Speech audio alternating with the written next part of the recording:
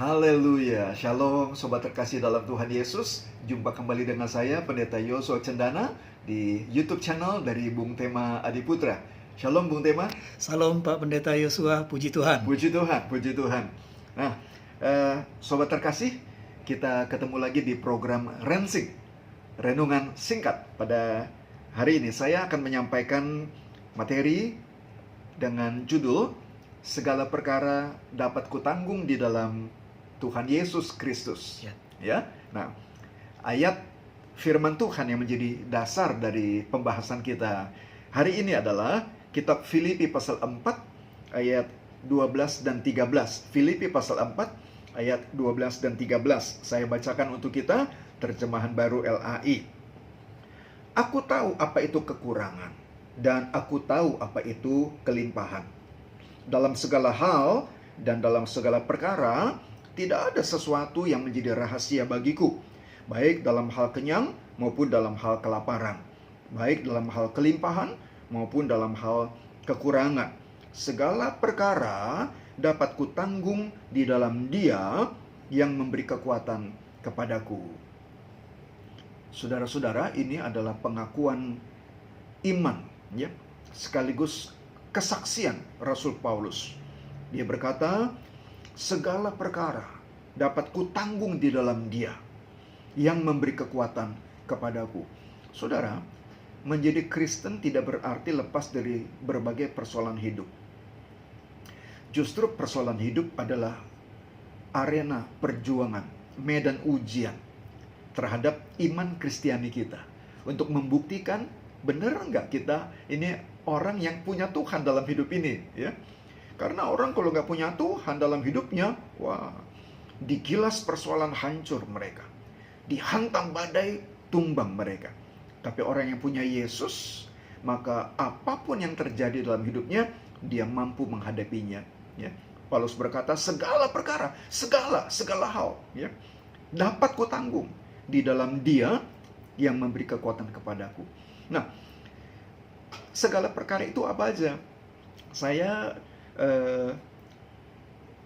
tersentuh hati saya ketika saya coba baca ayat 12 ini dalam beberapa versi terjemahan, ya. Saya baca dalam versi AYT, ayat Alkitab yang terbuka, ya, Alkitab yang terbuka ayat 12 begini. Aku tahu apa artinya kekurangan, dan aku juga tahu apa artinya kelimpahan. Dalam segala dan setiap keadaan, ya, aku telah belajar rahasia hidup berkecukupan. Aku telah belajar rahasia hidup berkecukupan. Apakah dengan kenyang atau lapar? Apakah hidup banyak uang atau tidak punya uang? Wah, itu terjemahan AYT, Alkitab yang terbuka. Terjemahan TSI, terjemahan sederhana Indonesia, ya, bilang begini. Jadi, saya tahu bagaimana bisa berbahagia, baik ketika hidup dalam kekurangan maupun dalam kelebihan. Karena saya sudah menemukan rahasia untuk dapat merasa puas dalam segala keadaan, baik kenyang maupun lapar, baik kaya maupun miskin. Ya. Ada satu terjemahan bahasa Inggris yang saya rasa tidak usah saya bacakan dalam teks lengkapnya, ya. NET, ya, New English Translation, ya. Dia cuma berkata begini, ya. I have experienced times of need and times of abundance. Jadi ada waktu-waktu dalam hidupku yang aku punya kebutuhan, ya, punya kekurangan, punya kebutuhan yang tidak terpenuhi. Dan juga ada waktu-waktu dalam hidupku aku berkelimpahan, ya. Dalam satu terjemahan lain sampai dikatakan exceedingly, jadi sampai melebihi batas, gitu, ya. Nah, dalam segala keadaan katanya nih, dalam bahasa Inggris, ya, saya sudah belajar rahasia dari merasa cukup, ya. Nah, saudara-saudara, Rasul Paulus dia meninggalkan hidup yang lama sebagai seorang tokoh, ya, orang hebat di tengah-tengah masyarakat Yahudi. Dia seorang pemuda yang cemerlang, backgroundnya dia adalah orang Farisi dari kelompok yang ternama. murid dari Gamaliel, seorang rabi besar di tengah-tengah masyarakat Yahudi pada waktu itu. Dan Paulus tentu di backup dengan power, ya, dengan otoritas yang begitu besar, ya. Kalau zaman sekarang dia pasti hidupnya berkecukupan, bahkan berkelimpahan, karena di backup oleh otoritas dan kekuasaan yang ada pada waktu itu dari masyarakat Yahudi, saudara-saudara. Tapi ketika dia jumpa Yesus, dia berubah total, dia lepaskan segala-galanya, ya. Dia hidup dengan iman kepada Tuhan, dan Tuhan mulai proses dia. Prosesnya sukar, prosesnya berat, prosesnya tidak mudah, sama sekali tidak mudah. Kalau kita pernah baca, barangkali saudara pernah dengar kesaksian Paulus dalam kitab Korintus, dia berkata dia sering dianiaya, ya, disiksa, dicambuk, ya, di tengah jalan dicegat oleh orang-orang jahat, mau dibunuh, ya, berkali-kali dia. Lalu naik kapal layar antar pulau, antar negara, itu di tengah perjalanan kapalnya karam, ya, terancam bahaya, ya. Artinya berkali-kali Paulus hampir celaka, hampir mati, saudara-saudara, ya. Dia harus dikatakan Paulus berkata, aku seringkali berpuasa, ya. Puasanya bukan puasa rutin secara ritual agama, tapi kalau bahasa kita sekarang itu ada orang bilang ini puasa. Saudara tahu itu puasa, puasa terpaksa. Ya. Tuhan izinkan Paulus alami masa-masa kekurangan seperti itu. Nah, apa rahasianya? Ya. Yang tadi dibilang tuh, aku tahu apa artinya kekurangan, aku tahu apa artinya kelimpahan, ya. Aku sudah belajar rahasia hidup berkecukupan. Aku sudah menemukan the secret, ya, katanya rahasia dari merasa puas. Ya. Nah, saudara-saudara, barangkali kita ada orang yang susah merasa puas, merasa kurang, terus merasa susah, ya, merasa Tuhan tidak tolong, ya, merasa Tuhan tinggalkan dia. Apa rahasianya untuk bisa merasa puas? Paulus bilang begini, segala perkara dapat kutanggung di dalam Dia. Ya. Nah, ada dua hal yang saya mau bahas menjadi kunci buat kita. Segala perkara dapat kutanggung di dalam Dia. Saudara, segala perkara hanya dapat kita tanggung kalau kita hidup di dalam Kristus. Kuncinya ini, di dalam Dia. Ya. Jadi kalau di luar Kristus kita nggak kuat. Ya. Mungkin menghadapi kelimpahan kita kuat, tapi menghadapi kekurangan tidak. Sementara orang lain ada juga, nih ada orang yang menghadapi kekurangan kuat dia. Kalau kekurangan dia dekat dengan Tuhan, tapi begitu berkelimpahan dia lupa iman, saudara-saudara, ya, kandas imannya. Ya. Nah, tapi kalau kita dalam Tuhan Yesus, maka baik berkelimpahan, baik berkekurangan, baik susah, baik suka, kita mampu menanggungnya. Segala perkara dapat kutanggung, segala perkara dapat kutanggung di dalam Dia. Kunci kedua adalah begini, segala perkara dapat kutanggung di dalam Dia yang memberi kekuatan kepadaku. Apa artinya? Saudara, ada banyak orang, ya, dia tanda petik tinggal di dalam Yesus, artinya dia tidak keluar dari iman, dia tetap percaya Yesus, tapi dalam hidup sehari-hari dia kurang mengandalkan kekuatan dari Tuhan. Percaya Yesus sih percaya Yesus, tapi masih coba hadapi masalah dengan kekuatan sendiri, dengan kepintarannya, dengan pengalamannya, mungkin dengan ilmu yang dia punya, ya, dengan strategi, dengan taktik yang dia sudah pelajari dalam umur hidupnya. Dia lupa untuk sungguh-sungguh benar-benar mengandalkan Tuhan Yesus saja. Paulus berkata, segala perkara dapat kutanggung, segala perkara dapat kutanggung. Rahasianya satu, di dalam Yesus. Rahasia yang kedua, mengandalkan kekuatan yang Tuhan berikan kepadanya. Apa yang saya ingin sampaikan pada kita pada hari ini adalah, mari saudara-saudara, apapun yang Tuhan izinkan kita alami dalam hidup kita, kita berkata dalam hati kita, kita berkata kepada diri kita, aku cakap menanggungnya, aku mampu menanggungnya. Apa rahasianya? Satu, tinggal di dalam Yesus. Dua, andalkan kekuatan yang dari Tuhan. Ya, tinggal di dalam Yesus dan andalkan Tuhan selalu dalam apapun yang kita hadapi. Tuhan Yesus memberkati.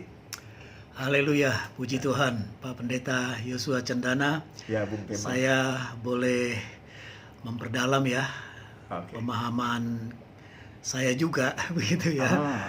Paulus ini kan kalau kita renung-renungkan, dari orang besar, Betul. terkenal, hebat, akhirnya kan dalam konteks ekonomi kan tanda petik kere ya, Ya. Sering kekurangan dia, betul. iya sering Betul. kekurangan. Ya.